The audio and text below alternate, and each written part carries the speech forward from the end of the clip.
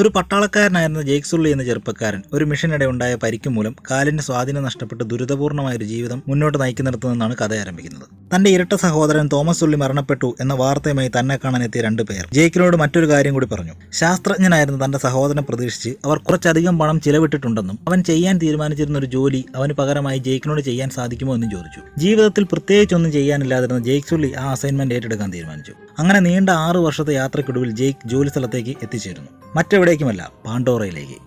മനുഷ്യരോട് രൂപസാദൃശ്യമുള്ള നാവികൾ എന്ന് വിളിക്കപ്പെടുന്ന ഒരു ജീവിവിഭാഗമുണ്ട് ഈ പാണ്ടോറയിൽ. അക്കൂട്ടരുമായി പാണ്ടോറയിലുള്ള മനുഷ്യർ അത്ര രസത്തിലല്ല.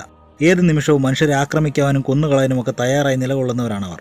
അതുകൊണ്ട് തന്നെ എല്ലാവരും അതീവ ജാഗ്രത പാലിച്ചിരിക്കണം. സെക്യൂരിറ്റി ചീഫായ മൈൽസ് ക്വാറിച്ചിൽ നിന്ന് ഇത്തരത്തിലുള്ള ഒരു ആമുഖമാണ് പാണ്ടോറയെ പറ്റി ജെയ്ക് സുള്ളിക്ക് ലഭിക്കുന്നത്. ശേഷം ഒരു അവതാർ ഡ്രൈവർ ആയിട്ടാണ് താൻ ഇവിടെ എത്തിച്ചേർന്നിരിക്കുന്നത് എന്ന് അവൻ മനസ്സിലാക്കുന്നു. മനുഷ്യരുടെയും നാവികളുടെയും DNA കോർത്തിണക്കി നിർമ്മിച്ച രൂപത്തെയാണ് അവതാർ എന്ന് വിളിക്കപ്പെടുന്നതെന്ന് എല്ലാവർക്കും അറിയാമല്ലോ.